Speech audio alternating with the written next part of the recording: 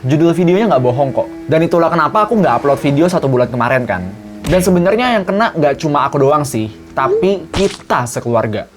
Ya secara kita satu rumah gitu kan, jadi kayak satu orang kena ya bisa jadi yang lainnya kena juga. Ini sebenarnya video yang spesial ya teman-teman, karena aku pengen cerita sama kalian tentang pengalaman aku sebagai salah satu orang yang pernah menjadi pasien COVID. Dan kedepannya bakal ada 4 video tentang COVID teman-teman, jadi selamat datang di Corona Vlog Series.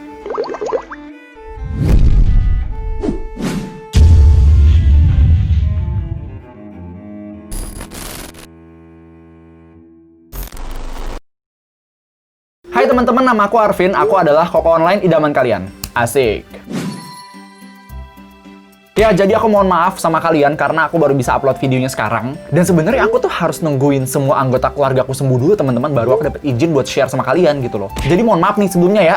Dan by the way, apa yang pengen aku sharing di video kali ini tuh dari pengalaman pribadi aku ya teman-teman. Jadi kalau misalkan ada kekeliruan atau mungkin perbedaan sama yang di internet, ya aku mohon maaf ya. Mohon maaf lagi nih. Dan aku bakal lebih fokus ke cerita pribadi aku sih teman-teman. Jadi kayak aku bakal ceritain ke kalian menurut apa yang aku alamin gitu loh. Karena kalau aku ceritain keseluruhan cerita keluarga, rempong banget. Mohon maaf nih ya. Mohon maaf mulu. Jadi ceritanya bakal lebih fokus ke aku aja ya. Oke? Selamat menikmati.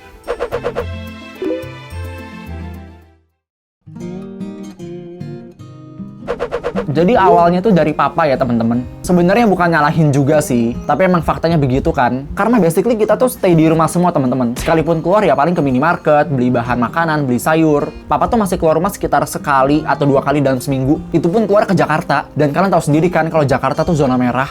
Dan virusnya itu pintar banget teman-teman. Jadi kita tuh nggak bakal ngerasain apa-apa, kayak seakan sehat-sehat aja sampai akhirnya kita drop. Ketika kondisi tubuh kita lagi nggak fit, lagi bener-bener tepar dan udah capek banget, dia baru nyerang. Dan posisinya tanggal 10 Agustus itu papaku baru pulang dari Jakarta, capek dan kehujanan. Nah, mulai deh papaku demam. Nah, biasa papa tuh kalau demam paling 2-3 hari sembuh teman-teman. Tapi kita bingung, kok ini sampai 3 hari lebih gitu, bahkan sampai 4 hari, 5 hari. Jadi karena dapet dong logiknya gimana cara virus itu menyerang kan. Kamarku kan sebelahan sama kamar papaku kan, dan setiap kali aku keluar kamarku itu pasti aku bakal ngelangkahin papaku, ya gak sih? Udah pasti aku ketular virusnya dong, secara logika ya.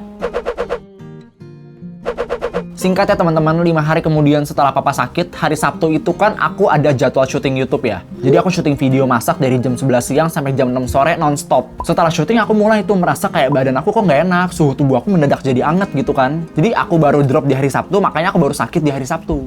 Dan aku masih belum paham tuh kalau itu COVID ya, kita masih belum tahu. Terus betis aku teman-teman nih, dia kayak nyeri otot, ngerti gak sih? Jadi dia tuh sejenis pegel tapi nggak berhenti-berhenti. Terus kepala aku pusing dan lidah aku mati rasa. Nah ini bagian yang paling aku nggak suka banget sih. Kalau lidah kita mati rasa gitu kan teman-teman. Makanan apapun yang kita makan nggak bakal ada rasanya. Terus hidung aku nggak bisa nyium apa-apa. Jadi kayak indera penciuman kita tuh hilang. Bau makanan, bau kentut sendiri, atau mungkin bau obat tuh nggak kecium. Mungkin kalau kalian cari di Google masih banyak tanda-tanda awalnya gitu kan. Tapi 5 gejala ini teman-teman adalah hal yang aku alami di saat yang sama malam itu. Nah daripada kenapa-napa teman-teman, aku tidur. Karena biasanya kalau aku selesai syuting terus tidur ya bangun-bangun normal lagi. Dan ternyata itu nggak ngefek teman-teman. Dan aku kan kebangun jam 1 ya, karena betis aku ini yang nggak bisa diem gitu kan, pegel banget rasanya, jadi tidur pun nggak tenang. Aku bangun jam 1, dan kalian mau tahu apa? Ternyata mamaku, koko kedua aku, dan adek laki-laki aku yang paling kecil itu kita semua demam. Jadi di rumah ini udah ada 5 orang yang demam kan, ditambah aku sama papaku. Nah kalau koko pertamaku sama adek perempuanku mereka sehat-sehat aja. Nah kita curiga dong, kok bisa demam serempak? Maksud aku kayak kalau misalkan Anda pengen demam, ya demam saja, tidak usah ngajak-ngajak. Ya maksudnya kalian tahu dong, demam serempak ya gimana kita nggak curiga gitu kan? Besoknya kita lapor ke grup keluarga besar, because that situation was out of control. Dan kalian mau tahu, keluarga besar aku kaget banget. Dan bisa dikatakan keluarga besarku tuh bantu banget teman-teman. Jadi kita tuh dikirimin vitamin, suplai-suplai makanan, hand sanitizer, disinfektan, pokoknya gimana pun caranya, kita nggak boleh keluar rumah. Terus kita sempat dikirimin rapid test juga teman-teman, itu tanggal 18 Agustus. Dan kita sekeluarga hasilnya negatif, karena stripnya cuma 1 gitu kan. Kok tapi besok-besoknya kayak nggak ada perubahan gitu loh. Bahkan koko kedua aku sampai batuk-batuk berat gitu loh. Batuk-batuk yang bikin susah nafas, tau gak? Bayangkan guys, gimana kita nggak panik? Tanggal 20 Agustus, papa sama mama tuh swab test. Buat yang belum tahu, dan ini maaf juga kalau misalkan aku salah, tapi sepengetahuan aku, swab test itu adalah proses pengambilan sampel lendir yang ada di belakang hidung. Jadi kayak hidung kita tuh bakal dicolok sedikit buat diambil sampelnya, terus dikeluarin lagi. Terus hasilnya langsung keluar dan ternyata bener. Papa sama mama gejala ringan positif corona. Jadi tuh ada gejala ringan, gejala sedang, sama gejala berat. Itu kalian bisa cari sendiri perbedaannya di Google. Tapi keluargaku semua ngalamin gejala ringan. Nah, untuk koko pertamaku yang autisme dan adekku yang perempuan, kan mereka nggak ada gejala gitu kan teman-teman. Jadi mereka tuh nggak ngalamin demam, nggak ngalamin pusing dan segala macem seperti yang aku alamin di awal. Kalau dalam dunia percovidan itu disebut sebagai OTG teman-teman, atau orang tanpa gejala. Dan ini yang menurut aku bahaya banget sih teman-teman. Kenapa? Karena orang-orang OTG itu banyak banget yang berkeliaran di luar sana. Mereka merasa diri mereka sehat, nggak sakit apa-apa, mereka merasa masih bisa beraktivitas, jadi ya udah mereka keluar-keluar aja. Padahal sebenarnya virusnya itu bisa jadi dalam tubuh mereka. Itulah kenapa kalau bisa nggak usah keluar rumah, ya nggak usah keluar rumah. Semoga kalian paham maksud aku ya tentang si OTG ini. Oke lanjut, besoknya tanggal 21, papa, mama, koko kedua aku pergi ke rumah sakit darurat Wisma Atlet. Mungkin namanya udah nggak asing gitu kan buat kalian, karena itu sering banget ada di TV-TV ya. Nah sisanya yang ada di rumah, tinggal aku,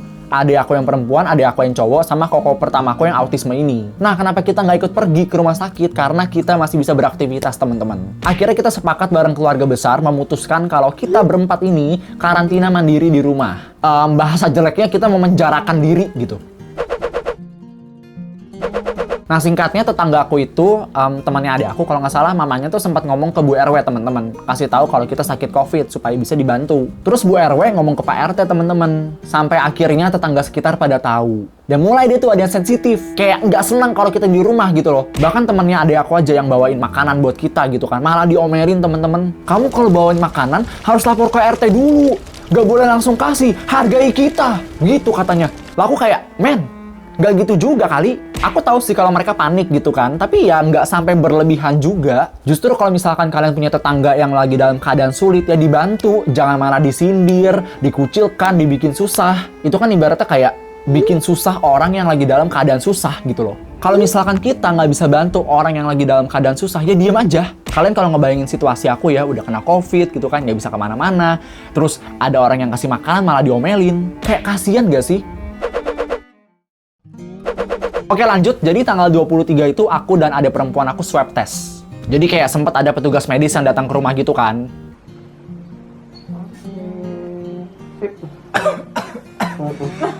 Kok bisa diem sih, takut tahu.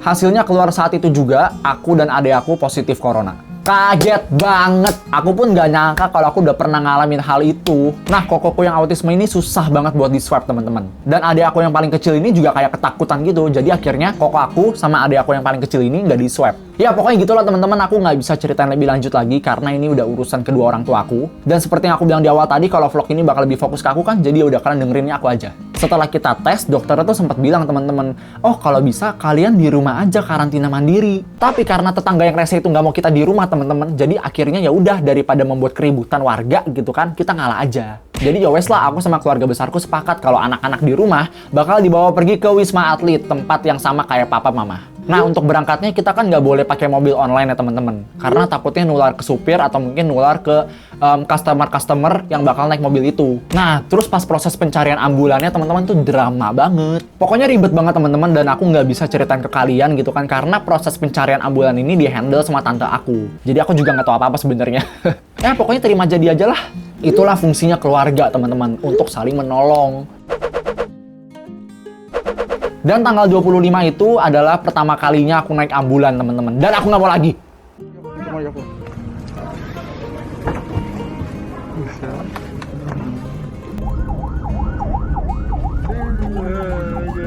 Tapi mau gimana lagi gitu kan, karena that's the only way untuk para pasien COVID itu pergi ke rumah sakit. Terus karena saking cepetnya gitu kan, mungkin sekitar 40 menit kita sampai di Wisma Atlet dan nggak langsung dapat kamar teman-teman. Kita harus registrasi dulu.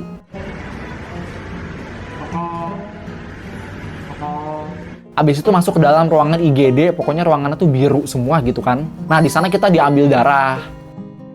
Dan ini lucu banget sih teman-teman, kayak dokternya tuh pinter banget seriusan. Jadi kan aku pengen diambil darah ya, disuntik bagian sini. Nah aku itu kan orangnya paling geli, bukan paling geli, paling nggak bisa banget ngelihat yang namanya darah, operasi-operasi, organ-organ tubuh segala macam. Aku paling nggak bisa ngeliat-liat yang gituan kan. Nah pas aku pengen disuntik, aku tuh kayak kayak gini, jadi kayak mau ngeliat tapi nggak mau ngeliat gitu loh, kayak agak-agak takut gitu. Nah dokternya bilang, udah kamu lihat sana aja. Akhirnya aku lihat sana dong, lihat sana. Tapi aku masih kayak gini-gini. Nah terus satu dokter lagi datang, dia nanyain, dia nanyain, kamu ada gejala apa? Jadi yang sebelah sini siap-siap suntik, yang sebelah sini ngajak ngobrol. Saya ada gejala, buk, langsung kayak aku mendadak nge-like tau gak? Aku ada gejala kayak gitu teman-teman. Nyebelin nggak? Terus nggak lama ditarik gitu kan. Baru aku bisa jawab. Tapi aku masih lebih mending teman-teman daripada adik aku yang perempuan. Nah kalau dia itu kayak uratnya tipis banget, jadi dokter tuh susah pengen ambil darahnya. Jadi dia tuh dicolok gitu kan sampai ketemu uratnya. Kalau nggak ada ya dicolok terus. Kalau nggak salah tuh adik aku sampai dimasukin jarum 7 kali tau gak? Baru dapat darahnya. Nah, terus kita dikasih makan siang juga biar ada tenaga gitu kan. Dan by the way, di sana tuh buahnya dominan pisang sama jeruk, teman-teman. Pisang kan buat tenaga dan jeruk untuk vitamin C gitu kan. Itu sering banget ada di sana. Terus baru dia sampai kamar. Aku kira kamarnya itu kan bakal yang kayak kamar rumah sakit gitu kan, teman-teman. Yang ada alat infus, terus ranjangnya gede, warna biru. Tapi ternyata tidak. Dan by the way ini aku sedikit room tour ya teman-teman. Kebetulan aku ngambil klipnya juga di sana. Nah jadi kamar aku itu nomor 71608. Nah masuk-masuk itu ada ruang tamu yang cukup luas ya teman-teman. Nah di depannya ada rak buat taruh-taruh barang. Terus ada wifi gratis 24 jam teman-teman. Nah ini berguna untuk supaya kita nggak lost communication gitu loh. Karena kita para pasien itu setiap lantainya punya grup WA. Jadi kita tuh nggak bakal ketinggalan informasi teman-teman. Terus kamar mandinya juga simple. Di sini ada WC, washtafel, sama shower. Dan airnya bisa diganti ke dingin atau panas. Ada ruangan di luar juga buat jemur baju. Nah, jadi satu ruangan ini isinya 2 kamar, teman-teman. Nah, yang ini kamar adik aku, dia lebih memilih yang 1 kasur. Di sebelahnya ada kamar aku yang cukup luas dan ada 2 kasur. Jadi ini adalah kamar aku selama karantina di sini. Jadi kalau dipikir-pikir ya teman-teman, itu jatuhnya jadi kayak di rumah gitu loh. Cuma bedanya ini ada fasilitas kesehatan. Ada cek tensi, dikasih obat, makan pagi siang malam disediain. Jadi lebih aman dan lebih menjanjikan banget daripada kita karantina di rumah gitu loh. Mungkin kalian berpikir kayak, wah enak sekali di sana. Hey, jangan kebiasaan lihat yang enak-enak doang. Please banget jangan diremehin, oke? Terus singkat cerita hari demi hari kita jalani gitu kan. Satu persatu anggota keluarga aku sembuh dan langsung pulang. Jadi kalau misalkan kita udah sembuh dan udah dinyatakan negatif sama rumah sakit teman-teman, itu kita langsung disuruh pulang. Kenapa? Karena takut ketular dari pasien lain. Buat yang penasaran gimana suasana di sana dan aktivitas apa aja yang aku lakukan sebagai pasien, nanti aku bakal upload Corona Vlog series berikutnya di mana aku share sama kalian tentang keseharian aku sebagai pasien COVID di Wisma Atlet.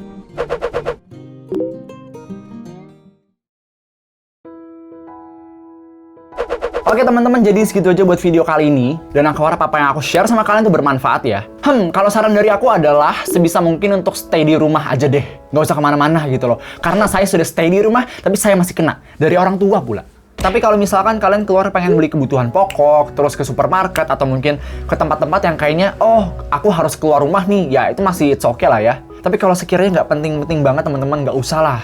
Terus yang kedua, please banget teman-teman, virus ini jangan dianggap remeh ya. Kalau satu anggota keluarga kena, itu bisa membahayakan yang lain dan bakal repot banget urusannya, seriusan. Kalau anak muda kayak aku, celah anak muda, mungkin peluang sembuhnya masih tinggi gitu kan. Tapi belum tentu sama orang tua kita. Apalagi kalau misalkan ada kakek nenek yang tinggal serumah sama kita. Nah loh, jangan mikirin kayak, oh gue kalau kena COVID masih bisa sembuh. Jangan, pikirin orang-orang yang ada di rumah juga. Apalagi kalau misalkan anggota keluarga kalian tuh ada yang punya penyakit bawaan, kayak penyakit paru-paru atau mungkin apa gitu kan, riwayat-riwayat penyakit pernafasan, itu lebih bahaya lagi. Aku kasih tips kayak gini karena aku udah ngalamin teman-teman, keluarga aku tuh kena COVID semua. Terus yang ketiga juga tetap jalankan protokol kesehatan, pakai masker, cuci tangan, jaga jarak. Bahkan aku sekarang sama anggota keluarga aku tuh jaga jarak tau gak teman-teman? Kayak orang musuhan gitu loh. Dan kalau misalkan kalian punya tetangga yang sakit COVID nih, udah diem aja. Jangan dingirin-ngirin, jangan digosipin, jangan disindir-sindir gitu kan. Tapi akan jauh lebih baik kalau misalkan kamu bisa bantu. Kasih bahan makanan kek, kasih obat-obatan dan segala macam, itu bakal jauh lebih baik. Tapi kalau kamu nggak bisa bantu apa-apa, mending diem. Buat yang kena, tetap harus positive thinking kalau kalian bakal sembuh. Tinggalkan semua masalah yang ada gitu kan. Pokoknya kalian fokus aja sama kesembuhan kalian. Kenapa aku bisa ngomong begini? Karena aku udah ngalamin. Sepanjang aku di rumah sakit, aku tidak membawa masalah apa-apa. Dan yang terakhir, jangan lupa doa dan minta kekuatan sama Yang Maha Kuasa. Nama aku Arvinius Hidayat, koko online idaman kalian, dan sampai ketemu di video berikutnya. Bye-bye!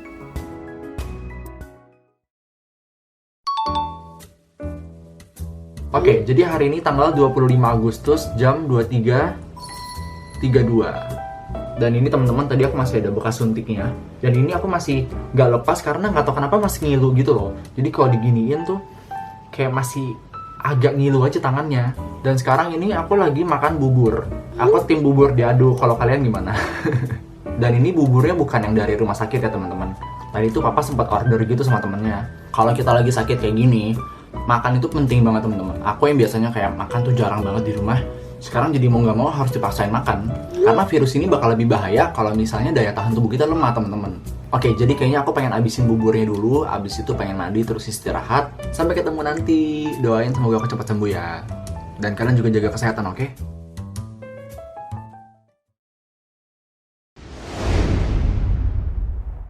Ini aku pemanasan dulu ya. Mama mama mama mama mama mama mama mama mama supaya ngomongnya nggak berlibet.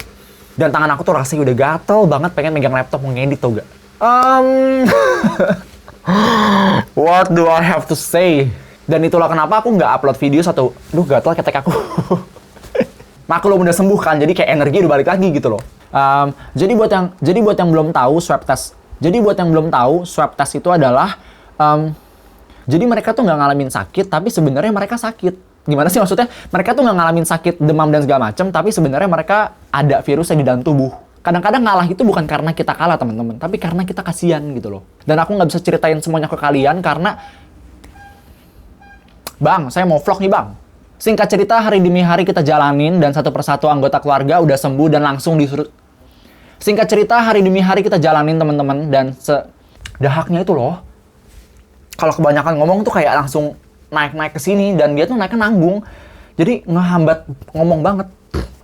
Dan yang paling bikin saya kesel adalah ketika orang sudah keluar rumah ke tempat yang tidak seharusnya mereka kunjungin, terus mereka nggak pakai masker, itu kesel sekali rasanya ya. Dan aku cerita sama kalian kayak gini ya sebagaimana akunya aja gitu loh. Kalau memang aku sekarang udah fit, aku udah semangat ya, kenapa aku harus bawa vlognya ke dalam arah yang lebih sedih gitu kan. Jadi satu sisi aku pun mau cerita sama kalian, aku mau menghibur kalian dan aku pengen ngebuktiin juga nih kalau orang kayak aku udah sembuh itu bisa kembali semangat lagi gitu loh. Jadi jangan berpikir kalau di video kali ini tuh aku meremehkan, aku menganggap enteng segala macam. No, karena aku udah sehat teman-teman. Kalau memang sekarang aku udah sehat ya udah aku ngomongnya juga santai aja. Nggak mau yang kayak iya nih teman-teman begini-begini.